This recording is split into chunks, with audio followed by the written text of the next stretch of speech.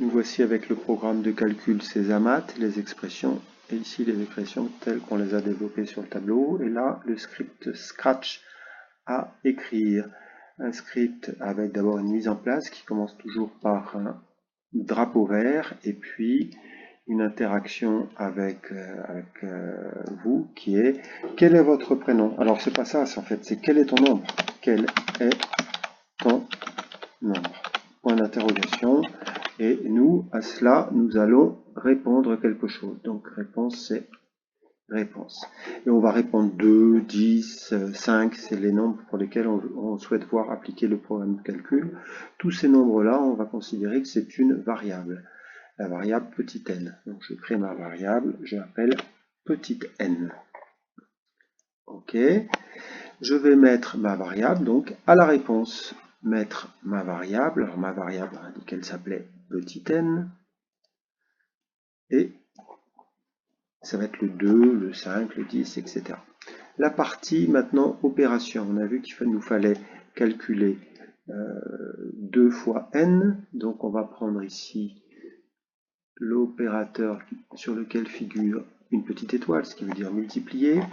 Et on va mettre notre variable n. Donc 2, 5, 10, etc.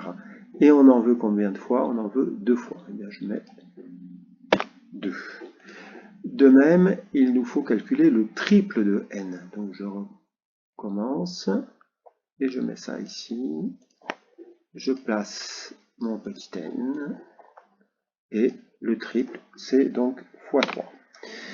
Alors, ça correspond à ce jeu ici d'expressions entre parenthèses. 2 fois n, 3 fois n. Il nous faut ensuite les ajouter. Donc je vais choisir l'opérateur addition. Ici, je place mon double. Ici, je place mon triple. Donc 2 fois n plus 3 fois n, ça correspond à ce qu'on a ici, qui va apparaître ensuite dans notre grande parenthèse. Pourquoi? Parce que toute cette quantité, on veut ensuite la diviser par 10. Donc je prends l'opérateur diviser, je mets par 10, et je place tout ce dont j'ai besoin, tout ce que je venais de calculer, dans la place restante. Voilà, donc notre expression 2 fois n plus 3 fois n, tout ça divisé par 10, elle figure ici. Il suffit maintenant pour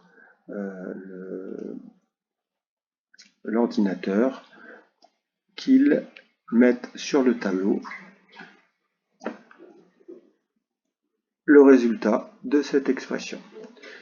Quand je clique, ici, quel est ton nombre? Sur la droite, donc là je rentre 10, entrée, et le 5 apparaît. Je recommence. Quel est ton nombre? Donc je clique sur le vert. On a dit le 2.